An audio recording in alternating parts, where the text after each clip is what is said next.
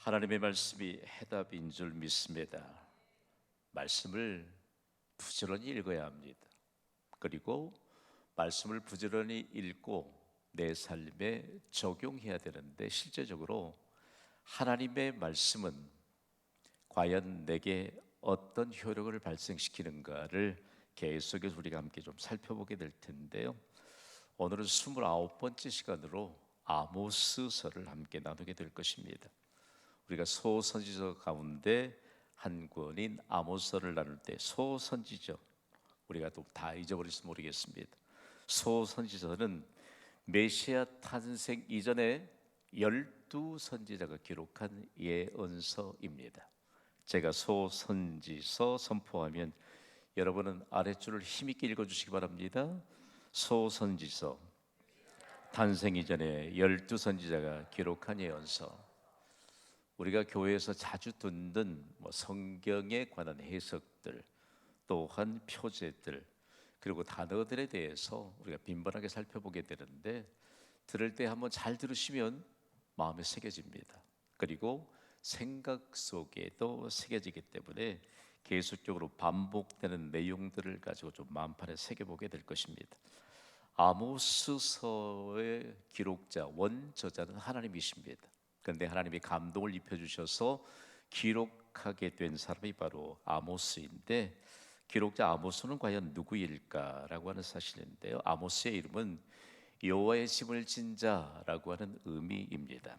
실제로 어떤 때 하나님의 짐을 졌느냐, 번영의 시대에 짐을 진 자입니다. 그러므로 아모스를 우리가 함께 좀 나누게 될 때, 아모스 선지자는 다른 때가 아닌 번영의 시대에 하나님의 예언을 했던 선지자였다라고 기억하는 것이 좋고요.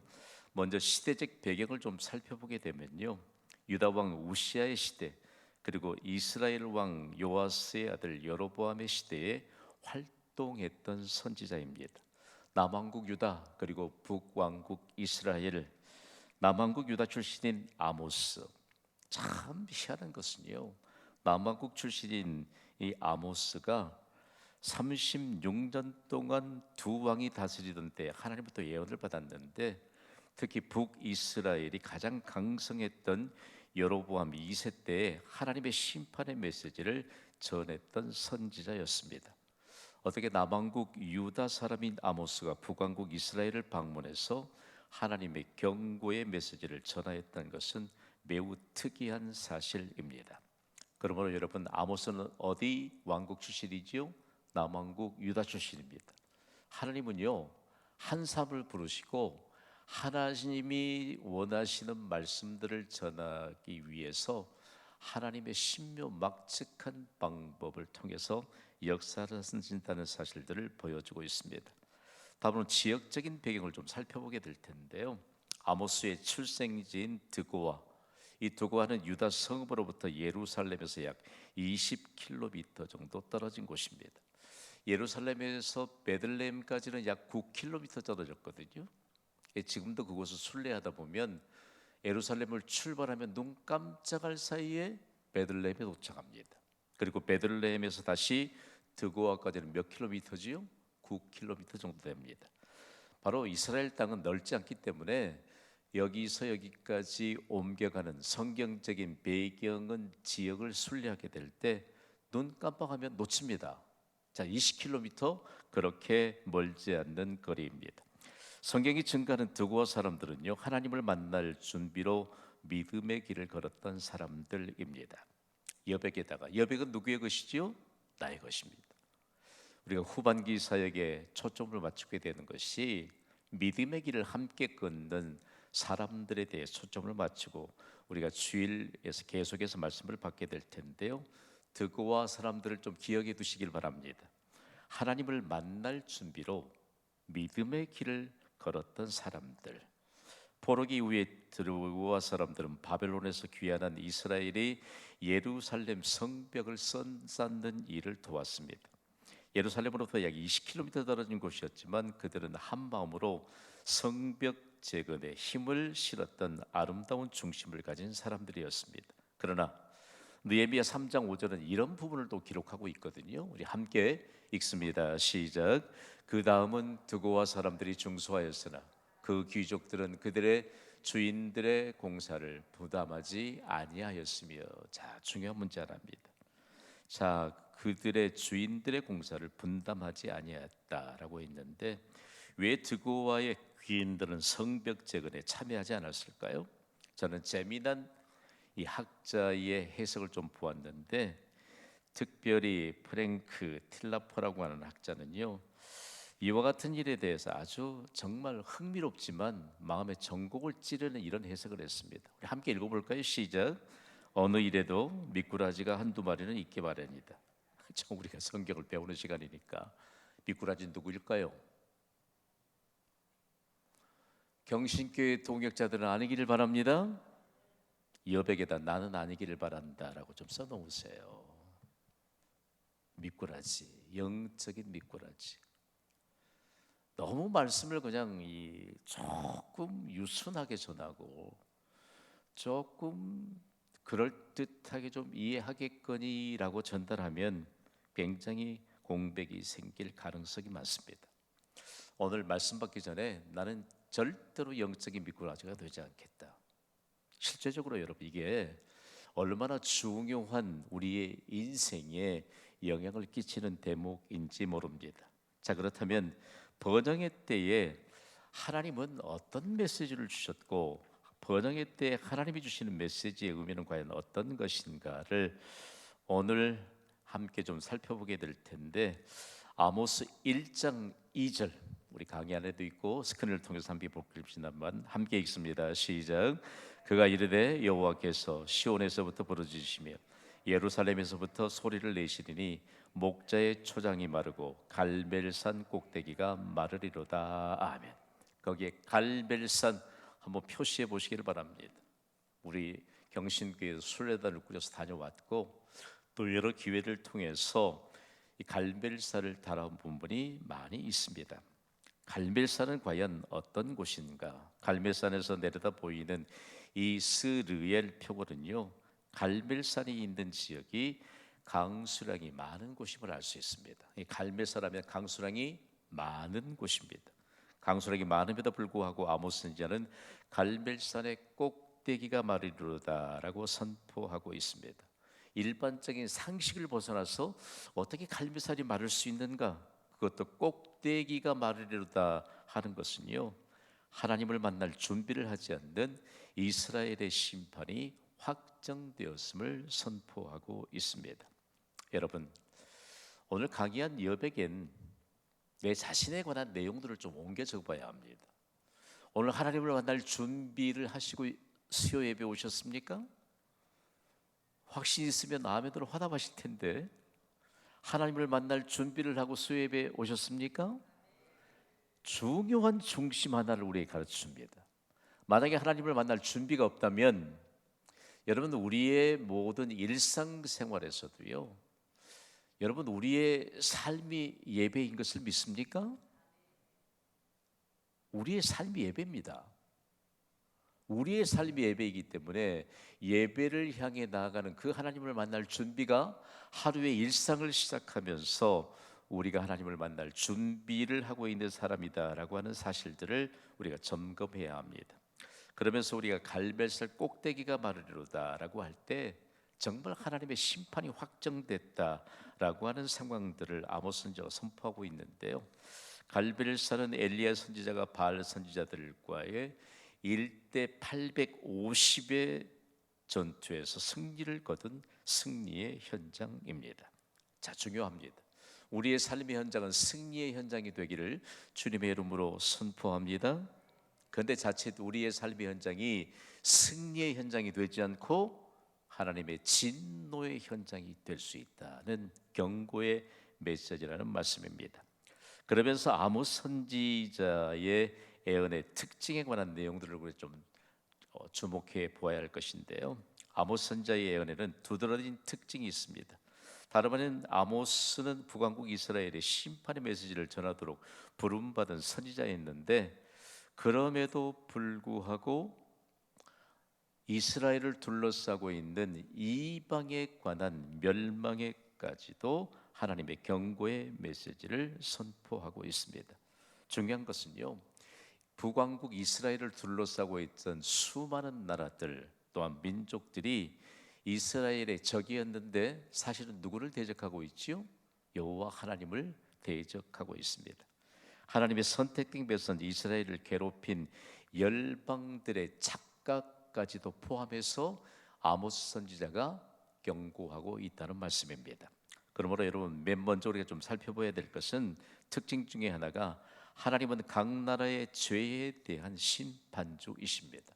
그래서 아모스 1장에는 4절, 7절, 10절, 12절, 14절에 대해서 하나님은 각 나라의 죄에 대해서 반드시 심판하신다라고 하는 사실들을 예언하고 있습니다.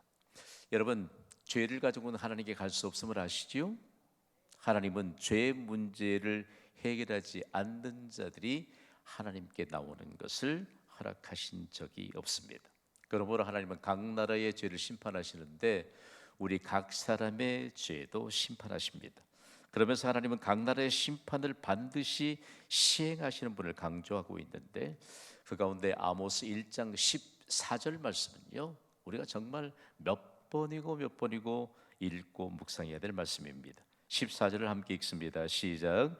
내가 라파성에 불을 놓아 그 궁궐들을 사르되 전쟁의 날에 외침과 회오리 바람의 날에 폭풍으로 할 것이며. 아멘. 중요한 문제 하나입니다. 거기에 불을 놓아 궁궐들을 사른다라고 하는 사실입니다. 자, 하나님이 궁궐은 과연 누가 사는 곳입니까? 왕이 사는 곳입니다. 자, 그런데 하나님께서 궁궐들을 사른다라고 하시면서 전쟁의 날에, 여러분, 하나님은 전쟁의 주인이 되시지만 전쟁은 누구에게 속한 것이죠? 하나님께 속했습니다. 중요한 것은요, 전쟁을 통해서 하나님이 하나님 되심을 만방에 선포하게 하시는데 각 나라의 왕들이 착각한 채 살아가고 있습니다. 여러분, 오늘 본문의 말씀을 좀 깊이 좀 묵상하고 적용해야 될 텐데요, 하나님이 심판을 확정하신 것에 관한 내용들에 대해서는 좀 여백에 좀 적어 놓으셔야 돼요. 하나님께는 하나님의 속도가 있습니다. 아무도 하나님을 대적할 수 없습니다. 그리고 하나님의 속도대로 하나님이 심판하시지만 복을 주실 때도 하나님의 속도대로 복을 주십니다. 아멘 하시기 바랍니다. 우리가 기도했는데요, 기도하고 우리가 믿음으로 나아가는 곳에 하나님의 속도가 적용되지 않는 범주가 사실상 없습니다. 제게는 제게 속도도 있습니다. 제가 좀 달리기를 좀 하는 사람입니다. 여러분, 그런데 아무리 사람이 빨라도요, 하나님의 속도를 이겨낼 수 없습니다. 견줄 수가 없다는 말입니다. 포기하지 마십시오. 오늘 절망할 수밖에 없는 이 현실 속에 이 경고의 메시지를 받는다면 하나님이 오늘 우리를 이렇게 도전하십니다. 하나님이 우리의 문제들을 다루어 주실 줄 믿습니까? 하나님의 속도대로 다루어 주시옵소서. 우리 이런 기도해야 돼요. 이런 기도해야 돼요. 사실상요, 성경을 우리가 읽다 보면 계속적으로 우리를 도전하는 말씀인데 하나님이 하나님의 심판의 때, 성경은요 정말 하나님의 감동, 하나님의 숨결을 불어넣었기 때문에 성경을 읽는 것에 대한 맛을 느끼는 사람이라면, 하나님의 말씀의 맛을 아는 사람이라면 성경을 펼치는 것을 주저하지 않습니다. 성경을 펼칠 때도 어떤 속도로 펼치시겠습니까? 적용해 봅시다. 하나님의 속도로 펼쳐요. 덮어두고 믿지 마시고 성경은 펼쳐야 돼요. 성경을 빨리 펼치시기 바랍니다. 답답할 때는 성경을 빨리 펼쳐요. 우리 교회는 새벽부터 큐티 하잖아요. 답답하면 큐티부터 쫙 펼쳐요. 그러면 뭐 한 19절 정도가 매일 하루에 큐티 본문으로 주어지는데 그거 읽고 나면 영적인 갈증이 느껴지는 분들은 한번 아멘을 봅시다. 영적인 갈증이 안 느껴지는 분들은요, 그것도 읽기가 거북스러워요. 여러분 오늘 좀 충격을 좀 던져드려야 돼. 매일 생명의 삶을 펼쳤는데 뭐 이 10구절 정도의 말씀을 읽으면 막 영적인 갈증이 일어나야 돼요. 할렐루야. 그래야 연결고리를 만들어 주시는 하나님의 역사에 대한 비밀들을 전수받는 성경에 관한 내용들을 다져갈 수 있다는 말씀입니다. 자, 당시에 하나님을 거부하고 살았던 열방들, 이제는 뭐 북왕국 이스라엘이 하나님의 심판을 받도록 확정된 그 상황 속에서 하나님은 북왕국 이스라엘의 주변에 있는 열방들까지도 함께 포함해서 심판하시겠다고 말씀하시는데, 그들이 한결같이 자신들의 부요함을 자랑하고 있었기 때문입니다. 자, 그렇다면 넌지시 좀 북왕국 이스라엘을 좀 넘겨다 볼 수 있지 않겠습니까? 여러분, 오늘 우리가 자랑해야 될 것이 무엇일까요? 부요함을 주시는 분은 하나님이신 줄 믿습니다. 그 하나님을 자랑해야지. 근데 북왕국 이스라엘이 번영의 때에 여로보암 2세 왕을 연구하다 보면요, 군사력이 막강했습니다. 또 경제력이 막강했습니다. 그러니까 자연스럽게 하나님을 자랑하지 않고 자신들의 부요함을 자랑하던 그 여파가 어디까지 흘러갔느냐?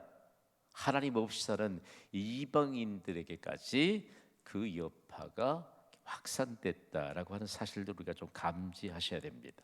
오늘을 사는 우리도 아무도 예외 없이 하나님으로부터 선포되는 경고의 메시지를 받아야 합니다. 그러므로 누구든지 오늘의 부요함을 자랑하지 말아야 합니다. 예레미야 9장 23절 우리 함께 좀 읽어보게 될 텐데요. 우리 강연인들 함께 읽어봅시다. 시작.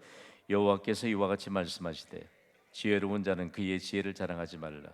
용사는 그의 용맹을 자랑하지 말라. 부자는 그의 부함을 자랑하지 말라. 아멘. 자, 중요한 문제 하나. 오늘 하나님께서 우리에게 놀라운 하나님의 역사에 대한 증거를 하나를 좀 발표해보게 될 텐데요. 누구든지 지혜가 있다면 그 지혜로 누구를 만날 준비를 해야 될까요? 하나님을 만날 준비를 해야 합니다.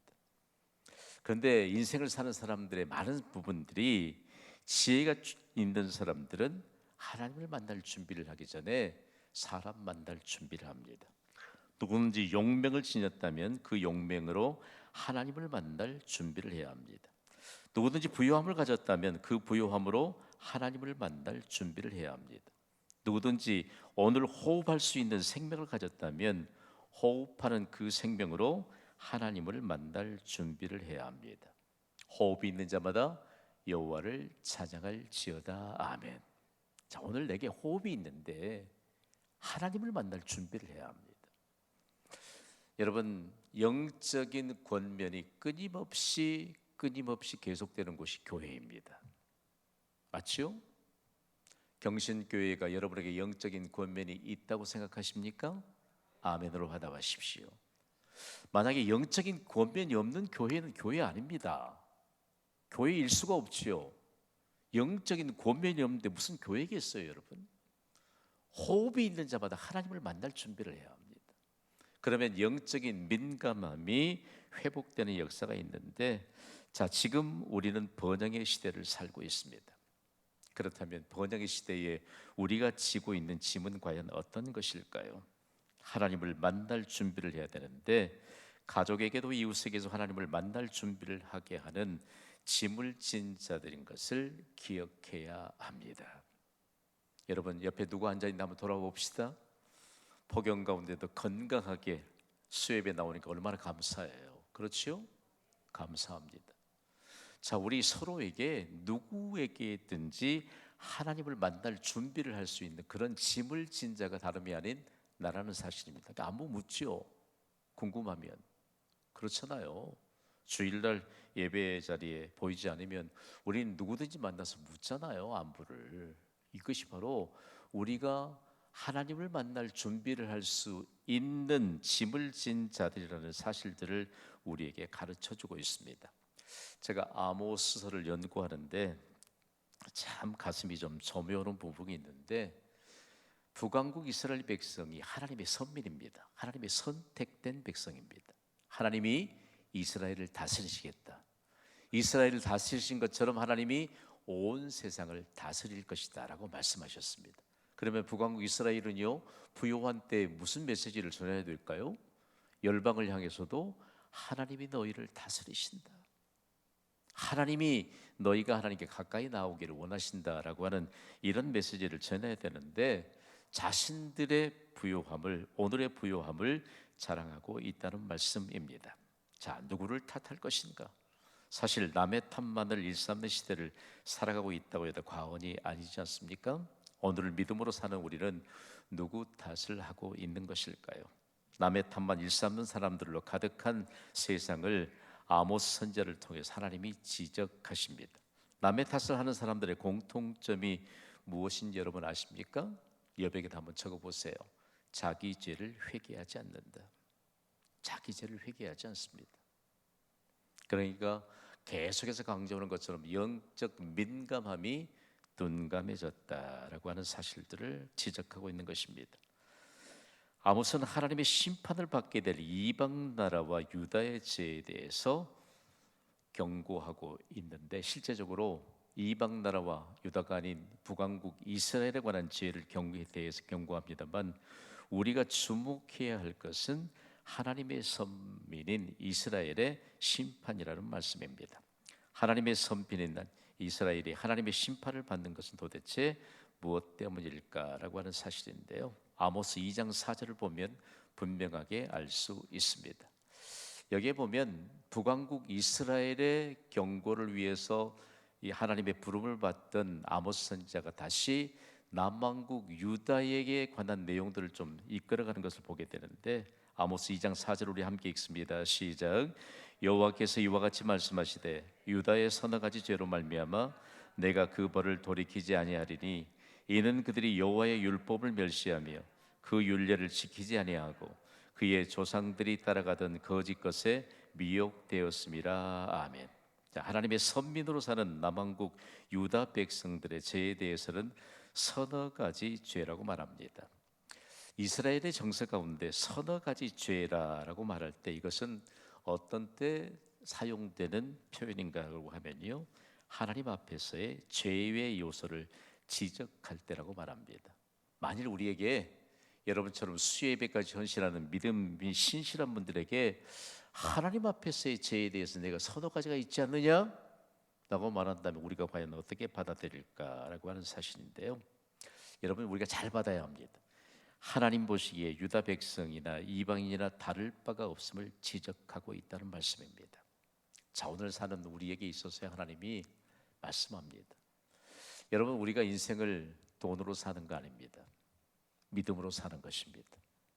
실제적으로 우리의 중심을 하나님이 헤아려 보시면서 이방인이나 하나님의 백성이나 다를 바가 없다라고 말씀하는 데에 대해서는 어떤 생활의 중심이 문제일까라고 하는 것인데요, 하나님의 말씀을 어기는 것에 대한 생활 중심이 문제라는 말씀입니다. 그러면서 이방에 관한 내용들을 하나님이 지적하시는데, 하나님만이 참 신인 줄 믿습니까? 이방 사람들이 섬기는 신은 모두 거짓 신이잖아요. 그런데 거짓 신을 따르는 자들은 한결같이 누구 탓을 하느냐? 남의 탓을 합니다. 오늘부터는 우리 경신교회 동역자들 가운데 자꾸 남의 탓을 하는 거 보면 이 거짓 신을 섬기고 있는지도 몰라요. 의심해 봐야 돼. 전부가 오늘 우리가 기도하게 될 때 사람들이 눈 감고 손을 모으고 기도할 때는 전부 다 누구 탓이라고 하지요? 내 탓이라고 해요. 눈만 뜨면 다 다른 사람 탓이라고. 이게 문제입니다. 여러분, 오늘 우리가 하나님 앞에서 말씀을 받게 될 때 실제적으로 남의 탓을 하는 것에 관한 내용들의 그 중심에는 자기 욕심으로 가득 차 있다는 사실들을 성경이 가르치고 있다는 말씀입니다. 자기 욕심을 좀 현대적인 감각을 통해서 한번 자신에게 좀 적용해 볼까요? 자기 욕심은 뭘까요? 남보다 더 잘 사고 싶은 것입니다. 자기 욕심은 다른 사람보다 더 건강해지고 싶어 하는 겁니다. 자기 욕심은요, 다른 사람보다 더 아름다워지고 싶어 하는 것입니다. 자기보다 조금만 더 아름답다고 생각하면 견디지를 못하는 겁니다. 결국 자기 욕심은 하나님을 바라보는 대신 사람을 바라보게 되는 것입니다. 임상 실험을 한번 해봅시다. 가장 가까이 있는 분에게 당신을 보니 하나님을 본 것 같습니다 라고 고백합시다. 시작. 당신을 보니 하나님을 본 것 같습니다. 뭐 어떤 교회에서 그랬다고 그래요. 실제적으로 우리 목회하는 목사들이 함께 모이면 참 마음을 터놓고 얘기할 때 언젠가 한번 교회가 일이 좀 발생했는데 한마디 때문에 그래. 한마디 때문에 친한 사람이 만났는데 불쑥 한마디 했대요. 못 보던 거 입었네. 남성들은 몰라도 여성들은 알죠 무슨 얘기인지. 이게 그 문제의 시작이 된 거예요. 시작이 된 거예요. 하나님을 보지 않고 사람을 보니까 자꾸만 엉뚱한 것만 보이는 거예요. 여러분, 우리 정말 하나님의 공동체인 경신교회가 추구하는 대화는 과연 어떤 것일까? 그리고 실제적으로 우리가 나누고자 하는 말은 과연 어떤 것일까라고 하는 사실인데요. 그러면서 실제적으로 인류 역사를 더듬어서 옮겨가다 보면 하나님의 선으로 인해서 이방이 물들기 시작했던 것. 하나님의 백성들이 저런데, 하나님의 백성들이. 여러분, 저 오늘 말씀 앞에 좀 우리가 좀 견뎌 봐요. 하나님의 백성들이 저런데 우리는 뭐 당연한 거 아니냐. 그러면 실제적으로 죄에 관한 문제들은 온 세상에 충만하게 된다는 사실들을 가르쳐 줍니다. 이때에요, 참 신인 하나님을 외면하는 하나님의 선민들의 발걸음을 보면서 이방인들이 했던 일이 있습니다. 거짓 신을 가르쳐 줍니다. 너희가 믿는 신은 보이지 않는 신인데 우리가 믿는 신은 보이는 신이다. 그게 여러분 가나안 지역에 있었던 바알 신에 관한 내용입니다. 바알 신에 대해서 가르쳐 주니까 그 보이는 것에 대해서 매력을 느끼고 발걸음을 돌릴 때 하나님이 슬픈 노래를 지으셨는데 다름이 아닌 아모스 선지자를 통해 주신 노래입니다. 하나님께 지으신 슬픈 노래를 들어야 되는데 아모스가 1장에 시작해서 훌쩍 5장에 이르게 되면 하나님께 지으신 슬픈 노래가 울려 퍼집니다. 이 노래에 별칭이 붙어 있는데 배부른 시대에 울려 퍼지는 슬픈 노래입니다. 여러분 좀 어울리지 않지 않습니까? 배부른 시대에 잔치 자리에서 슬픈 노래를 불러야 된다. 아모스 5장 1절은요 배부른 시대를 사는 모든 현대인들이 들어야 할 노래를 지금 전달하고 있습니다. 아모스 5장 1절을 함께 읽습니다. 시작. 이스라엘 족속아 내가 너희에게 대하여 애가로 지은 이 말을 들으라. 아멘. 거기에 애가에 한번 표시해 보시기 바랍니다. 애가는 다름 아닌 장송곡입니다. 장송곡. 장송곡은 언제 부르는 것이지요? 죽은 사람 앞에서 부르는 곡이죠. 그러나 이스라엘이 지금 살아있으나 죽은 자와 다를 바가 없다는 말씀입니다. 살아있는 사람을 앞에 놓고 장송곡을 부르는 것은 매우 충격적인 일입니다.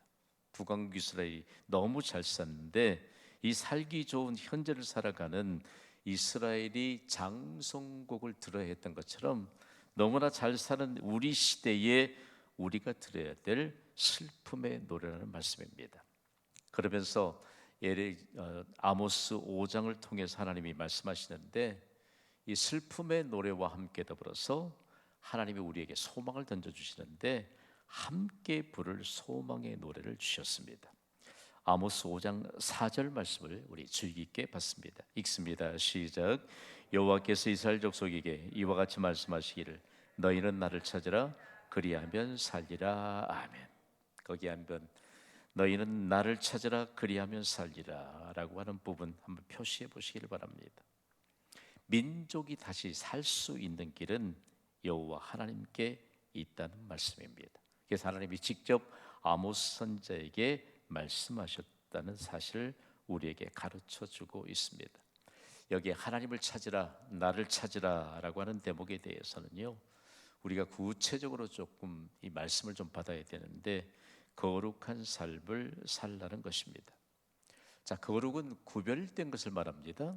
구별되기 위해서는 불신앙적인 요소를 잘라내야 합니다. 불신앙적인 요소를 잘라내지 않으면 육적인 요소가 강해집니다. 오늘 이업에게 한번 적어보세요. 내게는 육적인 요소가 강한가, 영적인 요소가 강한가? 여러분, 공동체, 주님의 공동체인 경신교회를 만들어가는 사람들은 성도 개개인입니다.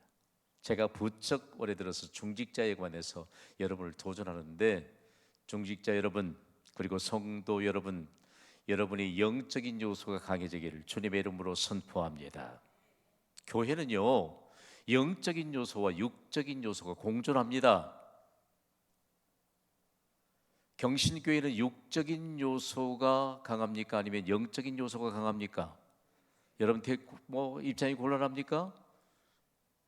여러분을 앞에 말씀을 가지고선 김 목사가 영적인 요소가 강합니까? 육적인 요소가 강합니까? 중요한 문제 하나입니다.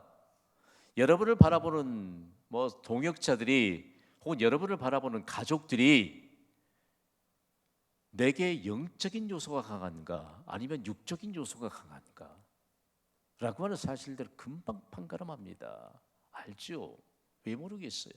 단지 모른 척할 뿐이라는 말씀입니다. 자, 하나님이 복을 주셔서 나라가 부강해진 때에 하나님을 찾는 대신 눈에 보이는 이방의 신들을 찾았다라고 하는 것은 하나님보다 현실을 더 크게 생각했기 때문입니다. 이것이 문제였습니다. 우리에게도 마찬가지입니다. 하나님보다 현실이 더 크게 보이지 않는지 모르겠습니다. 우리의 현재 상황이 이전보다 더 나빠지고 있다면 나빠진 상황을 피해 보려고 하나님보다는 상황을 더 가까이 하면 어떤 결과가 오게 될까요? 여러분, 제가요 21년 동안 경신교회를 목회하면서 실패한 여러 사례들을 좀 보았습니다. 현실이 나빠져요. 아이가 점점 더 부모가 생각하는 기대치와는 미치지 못한 것 같아요. 아이한테만 매달리는 겁니다. 몇 년 동안 아이한테만 매달리는 거예요. 그 가운데요, 영적인 요소는 완전히 약해질 대로 약해졌습니다. 후회한 그때 너무 늦었다. 가슴을 쓰러뜨리면서 우리가 해야 될 것은 지금 직면에 있는 나빠져 있는 상황을 보는 것이 아니고 하나님을 찾고 하나님을 더욱더 가까이 해야 될 줄 믿으시기 바랍니다. 미국 속담에는요, 여러분, 제가 미국을 찬미하는 사람이 아니에요. 미국 교회가 미국을 일으켰다는 사실을 아무도 부인할 수 없습니다. 그러면 믿음의 요소들, 그 미국 교회 안에 흐르고 있는 중요한 속담 하나가 미국의 국민적인 속담이 됐거든요. 제가 강의를 적어놨습니다만 프라이팬에서 뛰어나와 불 속으로 뛰어든다라고 하는 사실입니다. 그들은요, 철칙처럼 이번에 한 달 동안 주일마다 가서 미국 교회 가서 예배 드리잖아요. 미국 교회 가서 한 교회가 아닌, 여러분, 여러 상황들 중에서 우리가 경험하지 못하면 다른 얘기할 수 있습니다. 뜨겁습니다. 영어로 찬송가를 부르는데 너무 괴로워요. 한국 가지고 10분을 넘겨. 여러분, 찬양은요 자기 실력 자랑이 아니에요. 하나님을 인격적으로 만난 그 감동의 고백을 그 자리에서 쏟아붓는 것임을 믿으시기 바랍니다. 한적한 곳에 가서 홀로 찬송하고 그렇도록 하나님이 주신 게 아니고요, 함께 회중으로 모여서 예배할 때 얼마만큼 하나님의 강력한 역사에 원하는 것, 그곳에서 나빠진 상황들을 하나님께서 회복시켜주는 은혜가 임한 줄 믿습니다. 오늘 우리에게 있어 뭔가 좀 나빠지면, 건강이 나빠지면 하나님부터 찾으면 될 줄 믿습니다. 경제적인 상황이 나빠져도 하나님을 먼저 찾으면 될 줄 믿습니다. 어떤 상황이 우리에게 나빠진다 할지라도 하나님을 찾아야 돼요. 그러면서 도대체 무엇이 문제인가를 지적해 주는 것인데, 아모스 5장 5절에는 이런 내용을 지적하고 있습니다. 5절을 우리 함께 읽습니다. 시작. 베델을 찾지 말며 길갈로 들어가지 말며 브엘세바라도 나아가지 말라. 길갈은 반드시 사로잡히겠고 베델은 비참하게 될 것임이라 하셨나니. 아멘. 세상에 하나님이 하실 말씀이 따로 있지요. 베델은 베이트 그리고 엘, 집과 하나님이 두 단어가 합해서만 하나님의 집을 의미합니다. 그런데 하나님이 선지자에게 베델을 찾지 말라고 명령하고 있습니다. 베델이 하나님의 집으로서의 기능을 상실해 버렸다는 말씀입니다.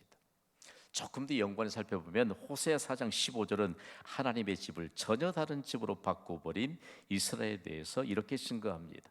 호세아 4장 15절 읽습니다. 시작. 이스라엘아, 너는 음행하여도 유다는 죄를 범하지 못하게 할 것이라. 너희는 길갈로 가지 말라. 벳아웬으로도 올라가지 말며 여호와의 사심을 두고 맹세하지 말지어다. 아멘. 이 보면 길갈이라고 하는 것은요, 실제적으로 북왕국 이스라엘의 중심 성소였습니다. 그러니까 길갈도 신앙 중심지로서 성소로서의 기능을 완전히 상실해버렸다는 것입니다. 자, 베델이 벳아웬이 됐다라고 하는 사실들입니다. 베델은 하나님의 집입니다.